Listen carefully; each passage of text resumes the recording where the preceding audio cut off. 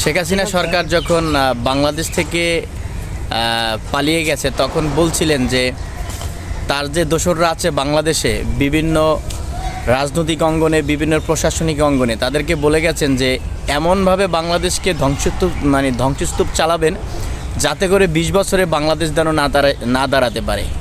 এই যে এখন সচিবালয়ে আগুন, বিভিন্ন জায়গায় হামলা, চুরি, ডাকাতি, ছিনতাই, রাহাজানি হচ্ছে, এটা হলো তার একটি বহিঃপ্রকাশ।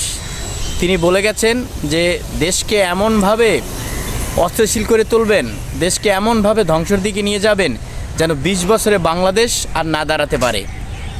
তার ফলাফল এখন বাংলাদেশ তা পাচ্ছে। আসলে তিনি নিজেই সতর্ক করে গেছেন যে তিনি যাওয়ার পরে বাংলাদেশে ধ্বংসলীলা চালাবে। তাহলে বাংলাদেশের যেমন প্রধান উপদেষ্টা আছে, বিভিন্ন উপদেষ্টারা আছে, তাদেরা তো আগ থেকেই ইঙ্গিত পেয়েছেন যে দেশে এরকম বিভিন্ন অরাজকতা হতে পারে। তারা কেন সতর্কতা হচ্ছে না? তারা কেন এখনও সতর্কতা অবলম্বন করে না? তাদেরকে সতর্কতা অবলম্বন না করার কারণেই আজকে এ ধরনের অপ্রীতিকর ঘটনা বাংলার মাটিতে ঘটছে। তারা জানে যে সে চলে যাওয়ার পরে এরকম কিছু অনাকাঙ্ক্ষিত ঘটনা ঘটবে, তারা সেরকম পূর্ব প্রস্তুতি নিয়ে রাখা দরকার ছিল। তারা ঢেলেঢালাভাবে দেশ চালাচ্ছে, দেশটাকে অস্থিতিশীল করে তুলছে।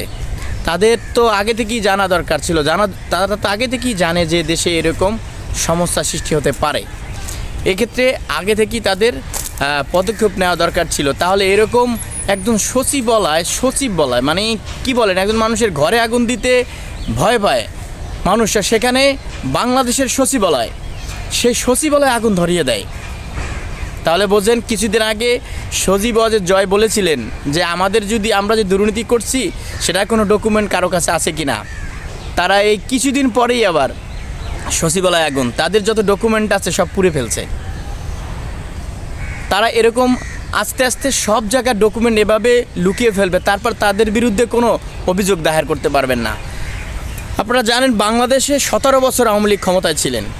17 বছরে একটা গাছের যেমন ডালপালায় সব জায়গায় ছড়াই ছিটিয়া পাতা থাকে, সেরকম বাংলাদেশের আনাচে কানাচে সব জায়গায় তাদের দোসররা বসে আছে। এটা বাংলাদেশের যে কোনো রাষ্ট্র পরিচালনা যারা আছে, যারা উপদেষ্টা আছে, তারা কেন বোঝে না যে এখনও বাংলাদেশের দোসররা তারা 2, 4, 5, 10 জন, 20 জন বা 1000 জন তারা অ্যারেস্ট করছে, কিন্তু আরও লক্ষ লক্ষ কোটি কোটি দোসর বাংলাদেশের বিভিন্ন আনাচে কানাচে পড়ে আছে।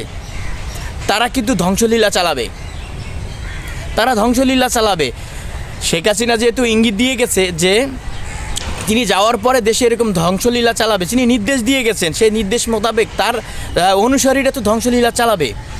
এক্ষেত্রে বাংলাদেশের যারা প্রধান উপদেষ্টা আছে, ডক্টর মোহাম্মদ ইউনূস, বিভিন্ন উপদেষ্টারা আছে, তারা তো সতর্কতা আগে থেকেই পেয়েছে যে দেশে এরকম সমস্যা হতে পারে। তারা কেন ব্যবস্থা গ্রহণ করে নাই?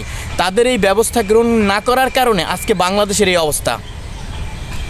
এই বাংলাদেশের এই ধ্বংসলীলা, বিভিন্ন খুন, হত্যা, আগুন, লুটপাট হওয়ার জন্য তারাই দায়ী। তারা যদি আগে থেকেই সতর্কতা অবলম্বন করতো আজকে বাংলাদেশে এই অবস্থা হতো না।